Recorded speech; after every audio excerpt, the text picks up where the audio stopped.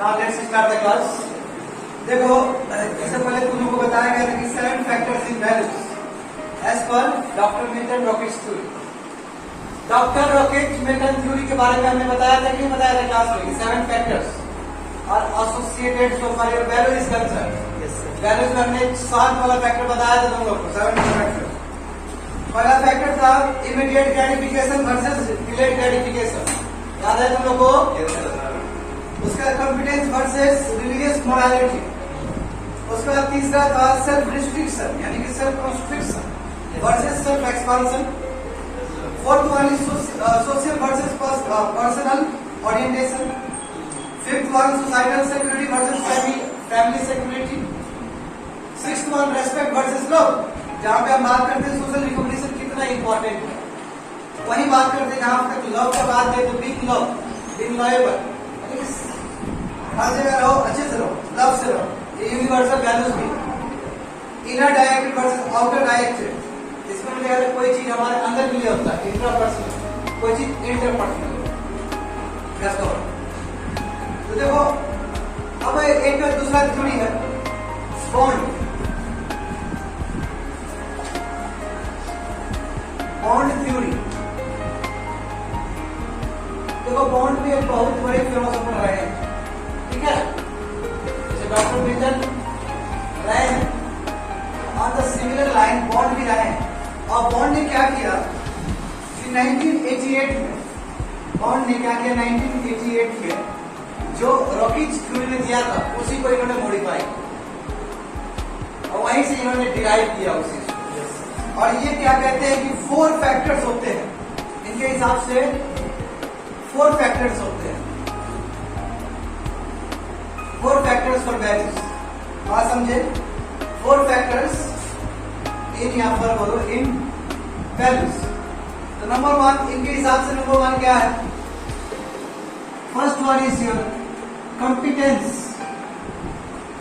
Competence मतलब बोले ना क्षमता. तो इनर चीज है तुम्हारे, जैसे इनोवेटिव होना, इमेजिनेटिव होना, क्या है कॉम्पिटेंस. एक स्टेज पे बहुत अच्छा बोल लेना, क्या है कॉम्पिटेंस. बात समझे?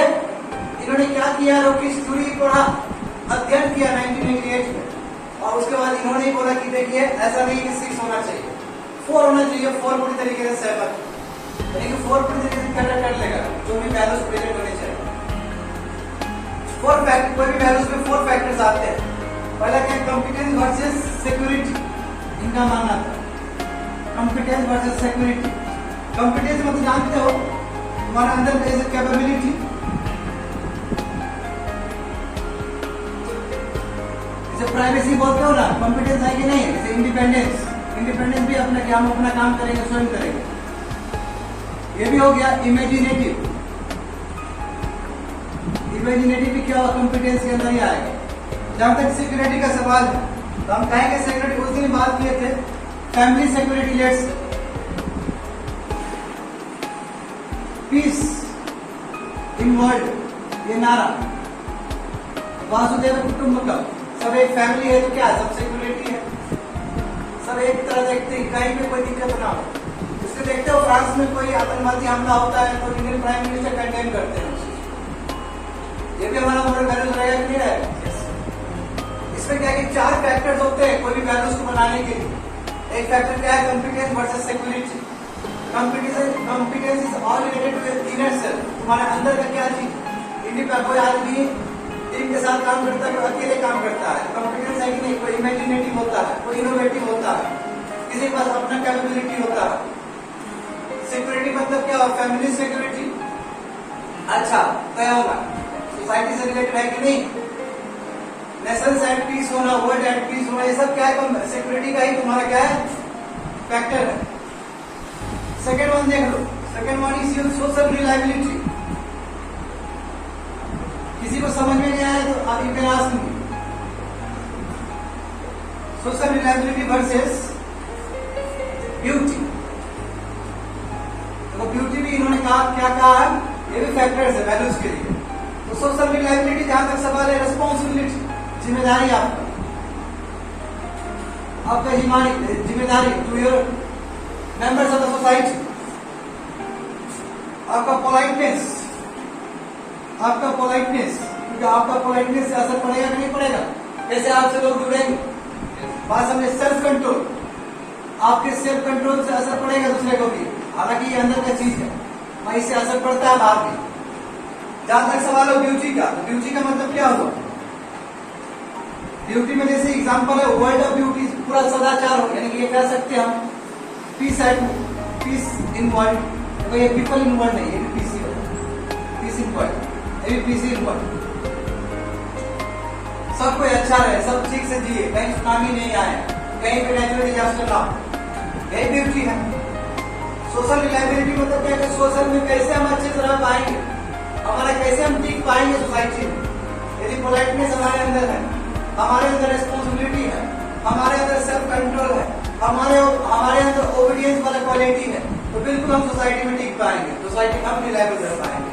होते हैं इसका रिलायबिलिटी क्या है, इसका ड्यूरेबिलिटी क्या है, यानी कि कितना आप रह सकते हैं, कितना आप उसको दे सकते हैं, that is your social reliability.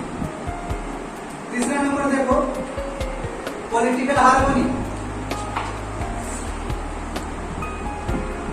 Political harmony versus personal sociability. अगर कोई मैच कर जाएगा, नहीं मैच कर जाए, काफी मैच कर जाएगा, तो पॉलिटिकल हार्मनी मतलब क्या है, इक्वालिटी होना चाहिए सभी में, जस्टिस होना चाहिए, यही तो पॉलिटिकल हार्मनी है। हर तबका का आदमी रिप्रेजेंट करे पॉलिटिक्स, दलित का हो, ओबीसी का हो, जनरल का हो, हर एक, यही तो है पॉलिटिकल हार्मनी। यस सर, सभी का बात को रखा जाए, तभी तो इंडियन कॉन्स्टिट्यूशन का बात करते हैं। इंडियन कॉन्स्टिट्यूशन बेस्ट एग्जांपल है कि नहीं, इक्वालिटी और जस्टिस के लिए, यस सर, सोशल जस्टिस के लिए। पर्सनल सोशलिबिलिटी मतलब क्या है कि ऐसा जो काम जो कि आपका सोसाइटी के साथ अफेक्ट करे, क्योंकि मान लो कि आप केयरिंग हो, आपके अंदर सिंपैथी है, एम्पैथी है, बहुत काम आएगा, आपके अंदर लॉबिंग वाला नेचर है, बहुत काम आएगा, आपके अंदर क्यूरियसनेस वाला क्वालिटी है, इसलिए कल विद्यार्थी को डाला गया था क्लास में। ये पर्सनल सोशलिबिलिटी, ये नहीं कि रूम में क्या किए गंदा फेंक दिए और उनसे कोई बोला कि बाहर कर दो तो बाहर में जाके डस्टबिन वहां पे डाल दिए रोड पे, वो अच्छी बात नहीं। क्लीननेस मतलब क्या होता है, वो घर भी साफ करना हो, आपको बाहर भी साफ करना हो, इसीलिए इतना इतना पैसा खर्च किया जाए स्वच्छ भारत मिशन के लिए। तो क्या है, competence versus security, social reliability versus beauty, political harmony versus personal sociability. Fourth one is very very important, it is personal morality. हम क्या सोचते हैं, मोरालिटी मतलब बताएं तो तुम लोग को, personal morality versus success, very very important. Success भी क्या एक फैक्टर है वैल्यूज में, वही बात है। हम आज हार्ड वर्किंग क्यों करते हैं, हार्ड वर्कर क्यों है, क्यों हमारा दिमाग में छुपा हुआ कि हमको सक्सेस प्राप्त करना है। तो सक्सेस भी एक इंपॉर्टेंट फैक्टर है in order to decide values, किस टाइप का वैल्यूज तुम लेके चलने वाले हो, वही बात है ना। सक्सेस का अपना अपना डेफिनेशन है, कोई आईएएस बनना चाहता है तो उसके लिए वो सक्सेस, कोई टीचर बनना चाहता है तो उसके लिए एंट्रेंस पास करके चले गए, वो हो गया। तो सक्सेस का अपना अपना डेफिनेशन है पर्सनल लेवल पे, बात समझे ना। तो पर्सनल मोरालिटी का मतलब क्या होता है, बीइंग हेल्पफुल, हेल्पफुल हो गए, हेल्पफुल हो, ऑनेस्ट हो, ऑनेस्टी है तुम्हारे अंदर, यही तो हुआ, यही तो हुआ पर्सनल मोरालिटी। ओबीडियंस है, ये पर्सनल तुम्हारा मोरालिटी है। सक्सेस का मतलब क्या हुआ, सक्सेस का मतलब हो सकता है कि कुछ करके हम कंफर्टेबल लाइफ बन जाए हमारा, कि नहीं, इसी के लिए लड़ रहे हो इतना दिन और भी लड़ोगे। सक्सेस मतलब सोशल रिकॉग्निशन भी तो हो सकता है कि आईएएस बन जाएंगे, आईएएस बन जाएंगे सोशल रिकॉग्निशन हो जाएगा, बात समझे। तो ये जो बॉन्ड है, देखो हम ये नहीं कहते कि तुम लोग इसको जाकर रट लेना, हम ये कहते हैं कि कहां तक दायरा हो सकता है, और कोई तुमको वैल्यूज पूछ दिया जाए तो तुम एक दिन तक उसको बोल सको कि देखिए हो सकता है, वैल्यूज बहुत तरह के हो सकता है, रॉकेट के हिसाब से भी हो सकता है, बॉन्ड के हिसाब से भी हो सकता है ना। अब तुमको बॉन्ड या रॉकेट याद नहीं है तो कोई बात नहीं, तुमको कंपटीशन वर्सेस सिक्योरिटी भी याद है तो बहुत बड़ी बात है, या फिर चलो कंपटीशन वर्सेस सिक्योरिटी भी याद नहीं है तो तुम कंपटीशन भी याद है अकेले, फिर तुम सिक्योरिटी तो अलग से याद है। ये सब डिसाइडिंग फैक्टर है एक वैल्यू को बनने में, बात समझ रहे हो ना। कॉम्पिटेंस है तो क्या वैल्यू बना कि नहीं बना, कैपेबिलिटी बना, इंडिपेंडेंस बना, ये सब क्या वैल्यू, वैल्यू देखो ये सब चीज होगा, ये होगा वैल्यू, ये हेडलाइंस, ये क्या है तुम्हारा फैक्टर्स, ये डिसाइड करता है तुम्हारा वैल्यू। ये पॉलिटिकल हार्मनी रहेगा तो इक्वालिटी आए नहीं आए, जस्टिस आएगी नहीं आएगी? सोसाइटी में जो डिप्रेस क्लासेस को आगे बढ़ाने की बात करेंगे नहीं करेंगे? इंपावरमेंट आएगा नहीं आएगा? तो कहने का मतलब ये सब फैक्टर है जिसकी वजह से मोरल वैल्यूज का आविष्कार किया जा रहा है, वो बन रहा है, समझे ना? वो बनाया जा रहा है। ब्यूटी भी एक फैक्टर है जहाँ पे हम पॉजिटिव सोचते हैं सबके बारे में। हम अपने बारे में ऐसा सोचते हैं, दूसरे के बारे में ऐसा सोचते हैं। जैसे सत्याग्रह है कि नहीं? सत्याग्रह बेस्ट एग्जाम्पल है ब्यूटी का। सत्याग्रह बेस्ट एग्जाम्पल है ब्यूटी का। किसी को कोई डाउट है? डाउट है तो 10 डाउट है तुमको लिखो यहाँ पर। सत्याग्रह बेस्ट एग्जाम्पल, सिविक डिसोबीडियंस सबसे बेस्ट एग्जाम्पल।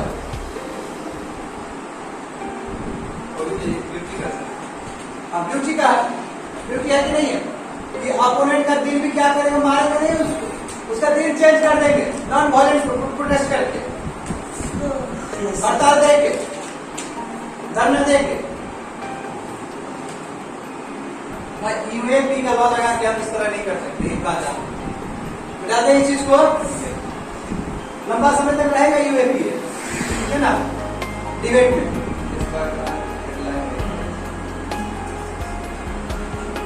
तो हमने बाउंड थ्योरी को जाना, अब बाउंड थ्योरी जाना तो रोकिस थ्योरी जानना बहुत जरूरी है, क्योंकि उस क्लास में बता दिए थे तुम लोग। रटना नहीं है, बस समझना कि क्या क्या फैक्टर से रिस्पॉन्सिबल हो सकता है कोई वैल्यू क्रिएट करने में, बस इतना ही। रट मत लेना गलती से, क्योंकि अभी आगे बहुत सारा किताब पढ़ना है।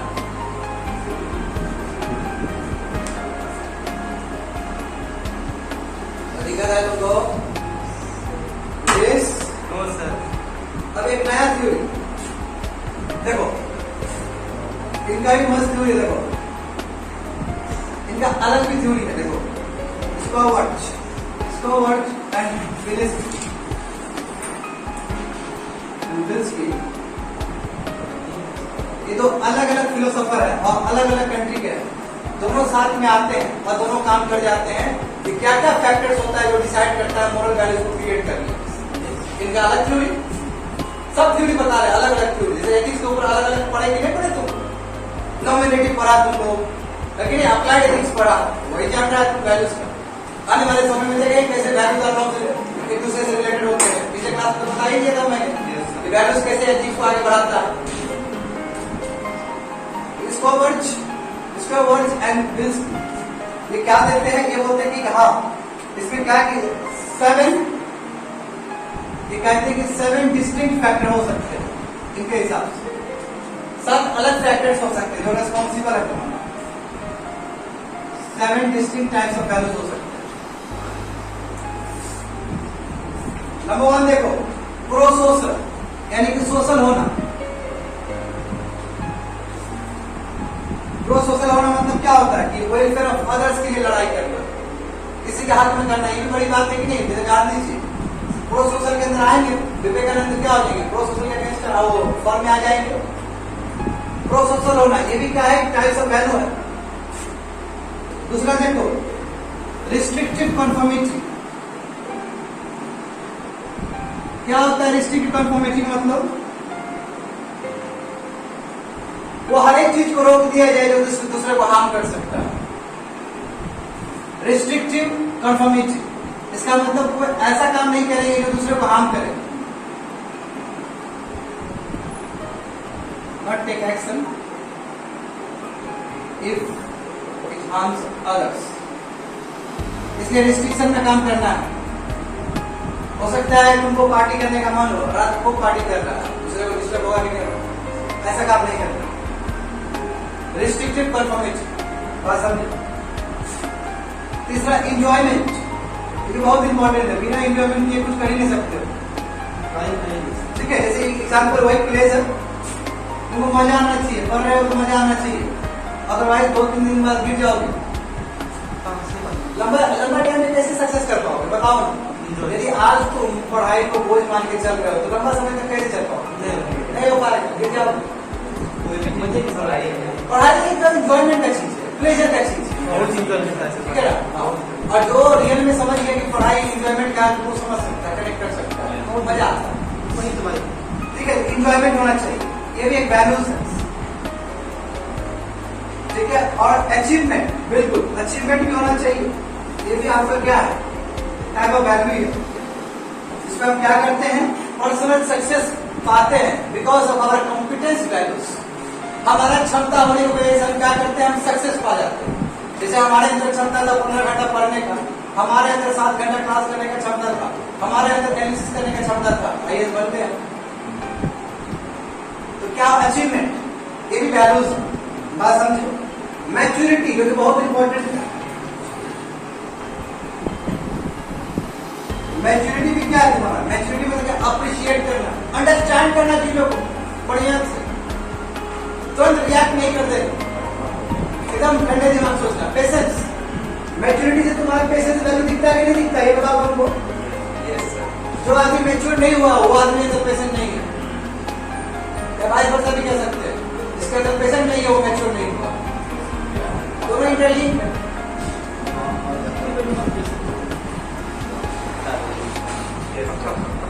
मैच्योरिटी का मतलब क्या है, समझ रहा, अनुभव मैं ज्यादा समझ रहा हूँ।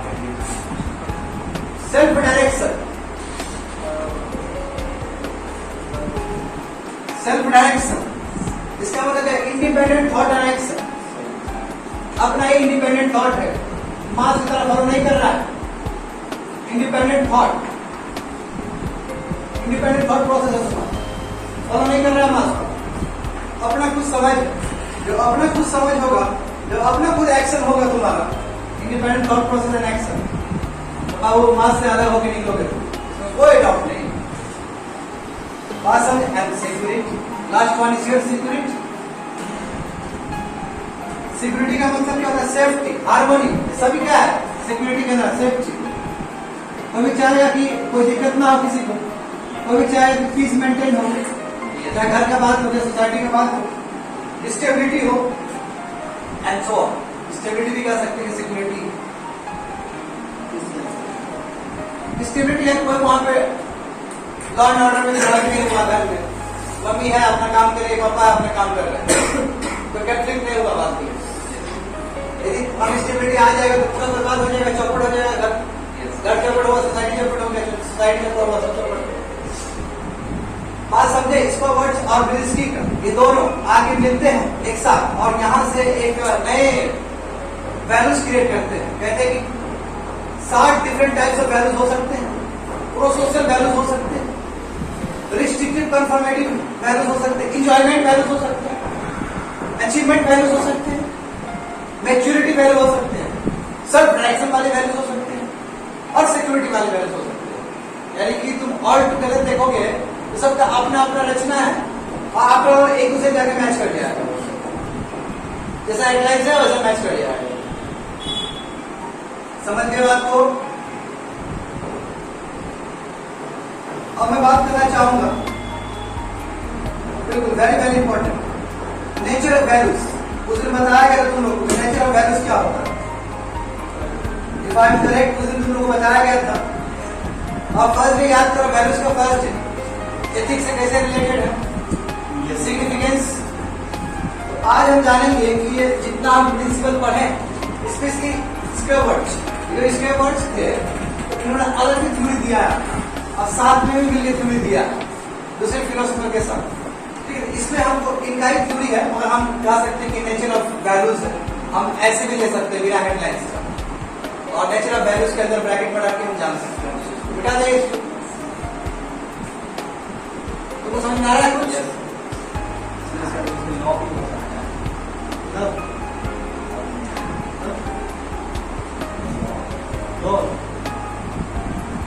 सर नौ बात है,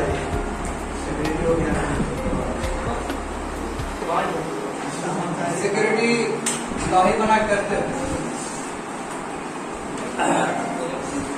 देखो क्या बात करेंगे हम लोग, नेचर ऑफ वैल्यूज।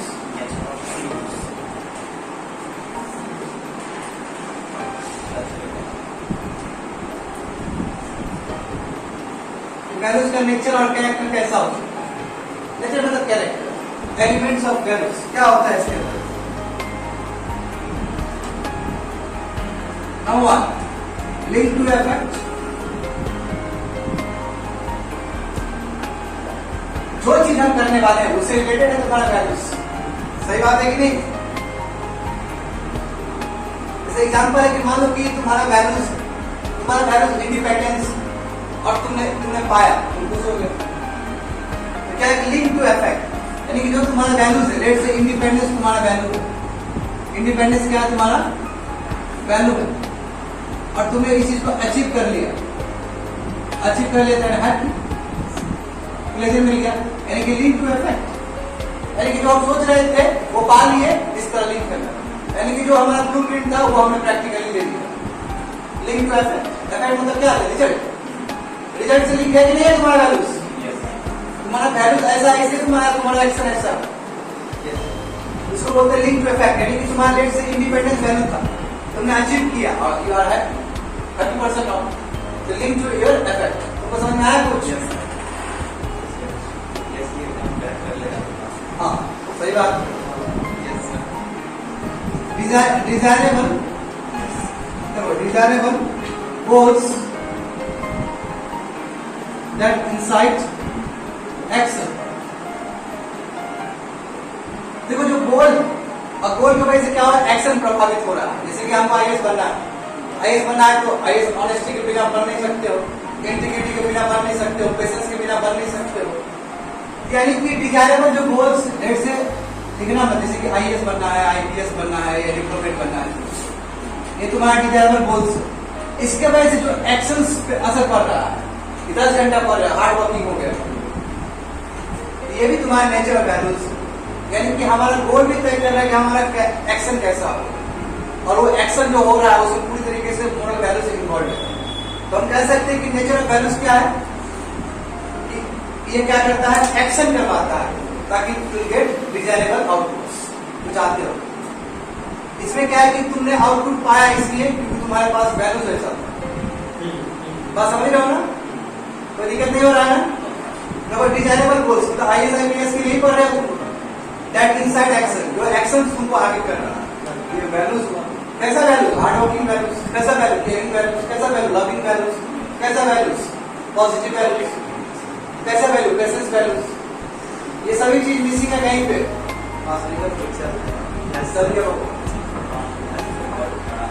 वैल्यूज का हमारे शरीर में प्रॉपर बैलेंस होना चाहिए, यदि प्रॉपर बैलेंस नहीं हुआ दिक्कत हो जाएगा। बात समझे ना, दिक्कत हो जाएगा। झटपट में कोई कुछ नहीं होता हो शादी के सिर्फ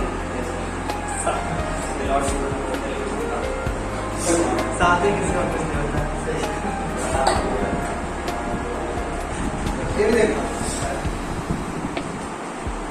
ट्रांसजेंड सिचुएशन एंड एक्शन क्या होता है, इसका मतलब ट्रांसजेंड सिचुएशन एंड कंडीशंस और एक्शन। देखो ट्रांसजेंड मतलब क्या, इरेस्पेक्टिव ऑफ,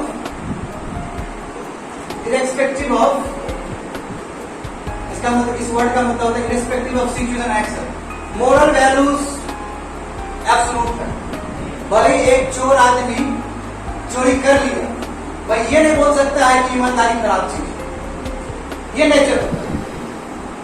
भले ही तुमने सिविल सर्विस पास कर लिया, लेट्स एक शॉर्टकट रास्ते से, और तुम ये नहीं बोल सकते कि लंबा रास्ता गलत हो सकता है सिविल सर्विस, क्योंकि लंबा रास्ता ही काट सकते हैं सिविल सर्विस के। बात समझे ना, भले ही तुम इम्पेशेंट रह के तुमने अपने गोल को अचीव कर लिया, और तुम ये नहीं बोल सकते कि पेशेंट खराब चीज है, ये ब्यूटी है बाबू, समझ में आया, ये खासियत है। वही बोला कि नेचर वैल्यूज क्या होता है, ये irrespective of situation and action. कोई भी तुम सिचुएशन कर रहा, बार बार सिचुएशन बोलता है ना, बार बार सिचुएशन बोलता है, कंडीशन बोलता है, तुम्हारा चाहे जो भी सिचुएशन हो, चाहे जो भी एक्शन हो, ये एब्सोल्यूट, इसको चुनौती नहीं दे रहा, तुम्हारा सब आंसर हम यहाँ पे ठीक से दे देते हैं, और उसको कोशिश रहता है तुमको क्लियर करने का। उसको बाद में तुम्हारे पास ये सब चीज नहीं है तो उसके लिए हम कुछ नहीं कर सकते।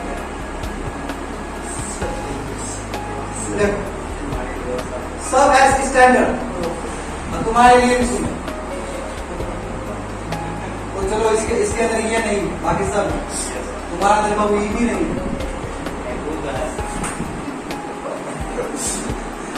तुम्हारा अंदर बाबू डब्बा भी नहीं, सब एज स्टैंडर्ड्स।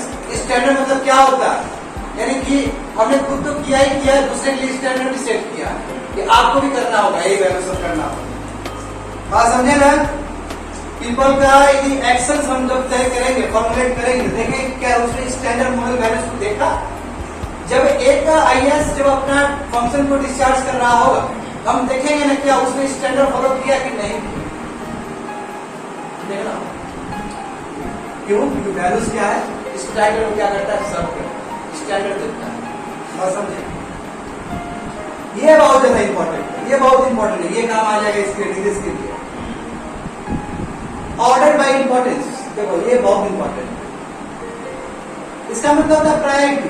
हो सकता है कि आपके अंदर बहुत सारे वैल्यूज हो सकता है आपके अंदर बहुत सारे वैल्यूज हो। एग्जांपल देखो, जैसे मान लो अचीवमेंट, जैसे अचीवमेंट एक वैल्यू है तुम्हारे अंदर, और एक तुम्हारे अंदर वैल्यू है जस्टिस। तो तुम्हारा फर्स्ट प्रायोरिटी हो सकता है अचीवमेंट, और सेकंड प्रायोरिटी हो सकता है ये। तो वैल्यूज भी तुमको क्या लिखा हो, प्रायोरिटीज, इंपॉर्टेंस देना। तुम्हारे अंदर बहुत सारे वैल्यूज हो सकते हैं, तुम कुछ वैल्यूज को पहला प्रायोरिटी दे सकते हो, दूसरे वैल्यू को सेकंड दे सकते हो, उसको थर्ड दे सकते हो, फोर्थ दे सकते हो। तो तुम्हारा फर्स्ट प्रायोरिटी जैसे अचीवमेंट और दूसरा प्रायोरिटी जस्टिस। कई लोग के लिए पहला प्रायोरिटी जस्टिस हो सकता है, कई लोग के लिए अचीवमेंट सेकंड हो सकता है, कई लोग के लिए सबसे फर्स्ट प्रायोरिटी जस्ट सेटिस्फैक्शन ही हो सकता है, कई लोग के लिए ऑनेस्टी ही हो सकता है। तो प्रायोरिटी अपने हिसाब से प्रायोरिटाइज किया जाता है, और पर्सन टू पर्सन का प्रायोरिटी लिखते हो। होता सब में है प्रायोरिटी, होता सब में मोरल वैल्यूज। एक मोरल वैल्यूज हो सकता है डोमिनेट करे दूसरे पे, और वो सब रहा। हमने तो बोला ही, रुकीज भी क्या बोलते थे कि वैल्यूज बहुत कम होता है, और अलग अलग डिग्री में सभी लोग पाए जाते हैं। कोई ऑनेस्ट नहीं है, इसका मतलब ये नहीं बोले कि ऑनेस्टी हाई है उसके अंदर, ये बोले कि लोअर डिग्री ऑफ ऑनेस्टी है उसके अंदर। रहेगा हर आदमी के अंदर रहेगा। नहीं तो क्या करेगा, मतलब कुछ काम का ही नहीं है, सीधा उधर भागेगा। होना चाहिए भाई, मेरे पास है, तुम्हारे अंदर है मेरे पास। रिलेटिव इंपॉर्टेंस,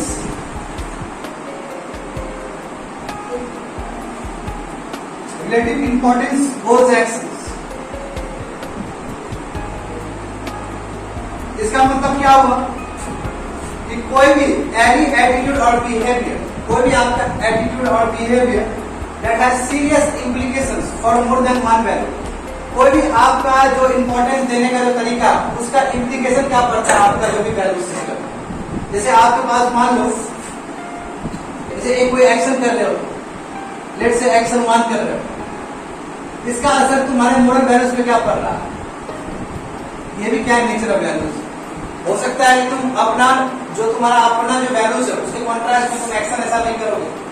हो सकता है तुम कर भी दो, हो सकता है तुम कर भी दो सिचुएशन को देखते हुए, ऐसा हो सकता है।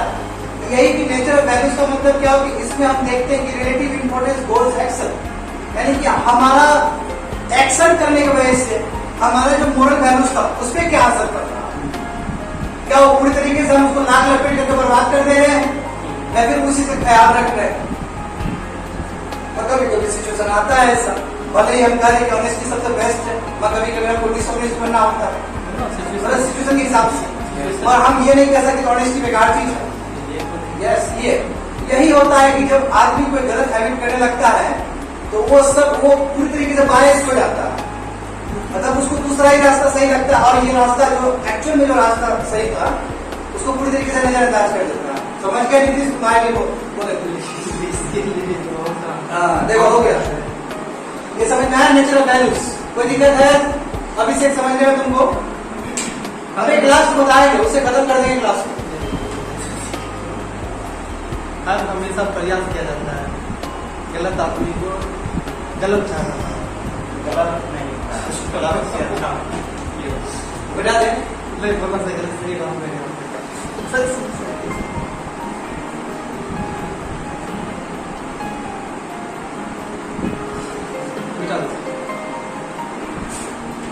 तुमको समझ में आया है? भूख लग गया क्या? भूख लग गया क्या?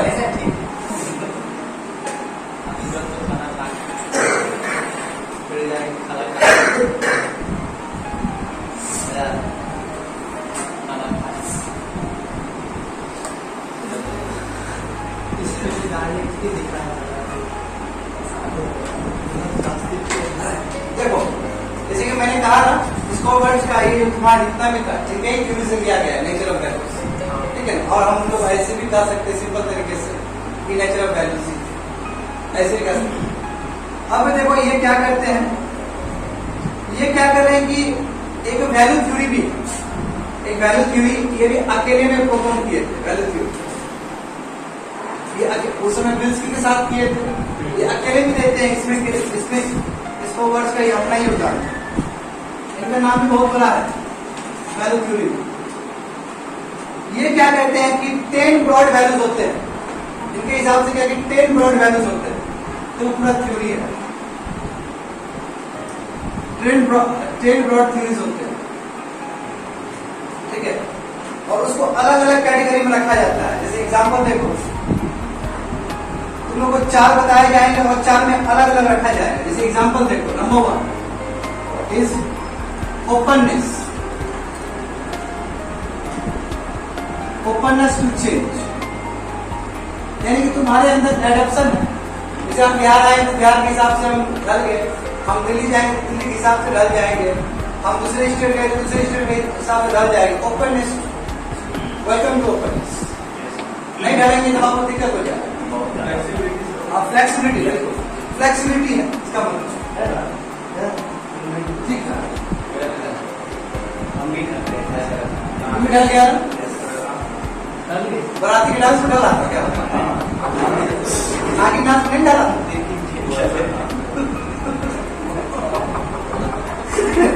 बहुत अच्छा बोले रे।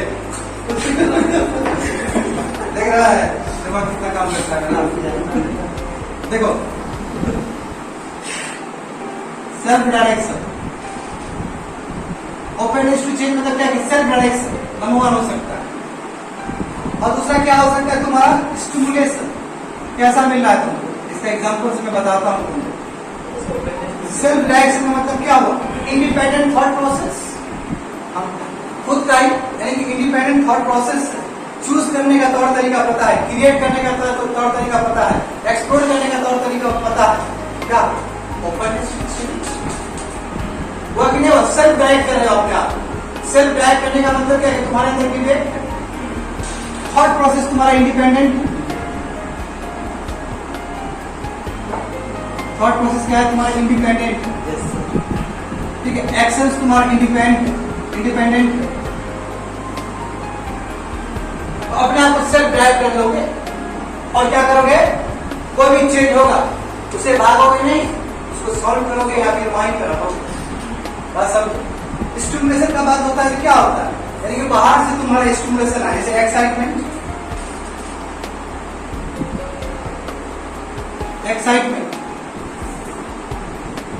Novelty, challenge. अब बोलते ना तुम लोग बड़ा बड़ा ये फिलोसफी कहते हैं ना, चुनौती को चुनौती ही देना, ये होना चाहिए लोगों के अंदर। चैलेंज, जो तुम्हारे लिए चैलेंज है उसको कैसे चैलेंज किया जाए, क्या ओपननेस टू चेंज है कि नहीं, तो आदमी चैलेंज से बाहर जाए। स्टिमुलेशन यानी कि बाहर के फैक्टर से तुम कैसे लड़ोगे, बात समझे। एक्साइटमेंट हो गया तो उस एक्साइटमेंट को किस दिशा में ले जाओगे, आईएएस बनना है, एक्साइटमेंट देख लिया चीफ गेस्ट के तौर पर आईएएस को, खूब एक्साइटमेंट, तो कैसे दिशा दो, है ना। मानी के लिए कई बच्चे लोग तो क्लास 4 5 में सोच लेते हैं आईएएस बनना, और बाकी दिखा भी देते हैं। हाँ चीफ गेस्ट के तौर पे आते हैं डीएम सर। नोबिलिटी अच्छा चीज है ना, अच्छा गुड फीचर्स, ये भी स्टिमुलेशन है कि हमारे अंदर कितना हमारा वजूद स्ट्रांग है कि हम अच्छा काम करेंगे, है ना। यानी कि हम देखो गांधी जी उठ के आए साउथ अफ्रीका का एक्सपेरिमेंट करके, वो उनके अंदर नोबिलिटी था, तो इंडिया में वो सत्याग्रह का वो अभियान शुरू कर दी, नोबिलिटी है। चैलेंज, कैसे चैलेंज को तुम हैंडल करो, ये तुम्हारा फर्स्ट फीचर, यानी कि 10 ब्रॉड थ्योरीज में 2 थ्योरी एक हेडलाइन के नीचे, ओपननेस टू चेंज के अंदर 2 थ्योरी, ठीक है, सेल्फ डायरेक्शन एंड स्टिमुलेशन। समझ गए बात को। दूसरा देखो सेल्फ एनहांसमेंट। सेल्फ एनहांसमेंट मतलब क्या, खुद को कैसे बढ़ाया आगे। देखो यदि खुद आगे नहीं बढ़ोगे तो सब बेकार हो जाएगा, है ना। बड़ा बड़ा बात की है, खुद में बाबू कुछ नहीं है करने का क्षमता, क्या फायदा हुआ, देखो तुम लोगों को बहुत अच्छे से क्लास में बताया गया, हेडोनिज्म बताए थे ना। क्या होता है हेडोनिज्म? मतलब कोई चीज कर दी तो प्लेजर आ गया, है ना, कोई चीज अचीव कर दी है। जैसे हेडोनिज्म हम बात किए थे एथिक्स के ऊपर भी, प्लेजर आना, कोई काम कर दिया उसे प्लेजर आ रहा है, हेडोनिज्म हो गया। अल्ट्रुइज्म जानते हो, दूसरे को हेल्प करके कितना अच्छा लगता है, अल्ट्रुइज्म। यानी कि सेल्फ एनहांस, अपने आप को एनहांस कर रहे हो अच्छा काम करके, बिकॉज ऑफ उसे क्या तुमको प्लेजर वहां पे डिराइव करा। सेकंड अचीवमेंट, सेल्फ मैनेजमेंट है कि नहीं है? खुद के बल पे बहुत कम कोचिंग के हेल्प से आईएएस बन गए, आईपीएस बन गए, बिना दिल्ली गए आईपीएस बन गए, बिना दिल्ली में इंटरव्यू दिया आईएएस बन गए। क्या है? अचीवमेंट है कि नहीं? बिग अचीवमेंट है, सेल्फ एनहांसमेंट है। लोग वहां जाके भी नहीं बन पाते। बात समझे? तीसरा है तुम्हारा पावर। पावर है कि नहीं है? सेल्फ यस, हम बनेंगे, पावर होगा, सोशल रिकॉग्निशन होगा। क्या होता है सोशल रिकॉग्निशन? पावर ही है, पावर बहुत रखा सब जानेगा, डीएम आके सब आएगा, वो बुजुर्ग भी लेके बैठे हो।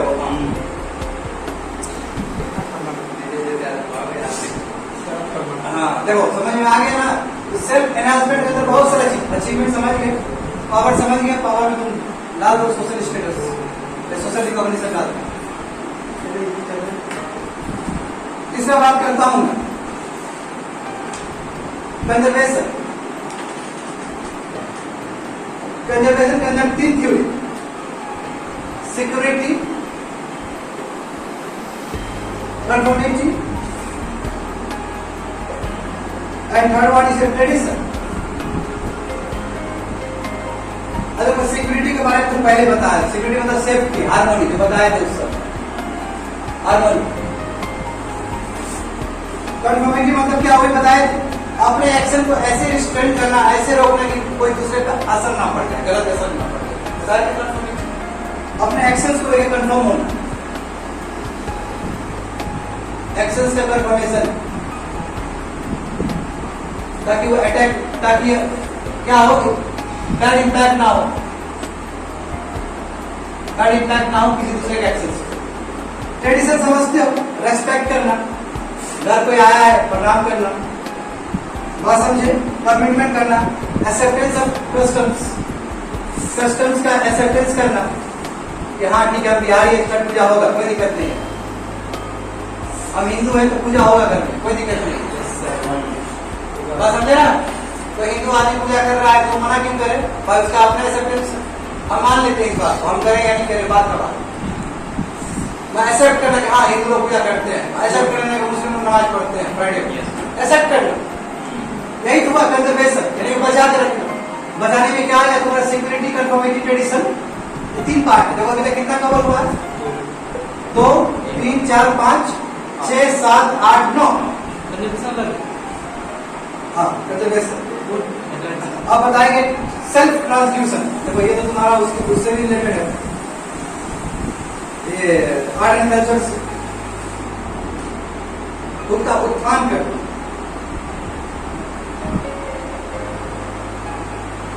सेल्फ ट्रांसड्यूशन बताया जिसके बारे में, जैसे बेनेवोलेंस, बेनेवोलेंस समझते हो?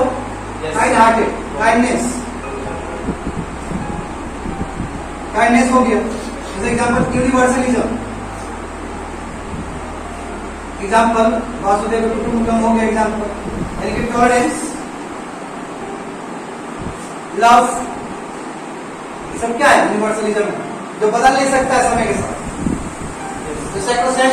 यूनिवर्सलिज्म नहीं बताए थे पहले भी। तो देखो इसमें 10 प्रोडक्ट थ्योरीज है, बात समझे? 10 यहाँ पे मैच कर जाएगा सब, देखो ठीक से।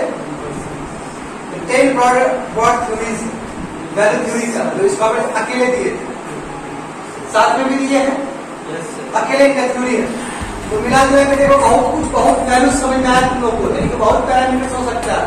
तो तुम लोग को जो अच्छा लगे 5 पैरामीटर डिसाइड करो, लिख लो वहां, और कहीं इधर उधर कर सकते हो, जो तुम्हारा दिमाग काम करता है उस हिसाब से कर लो, इट्स फाइन।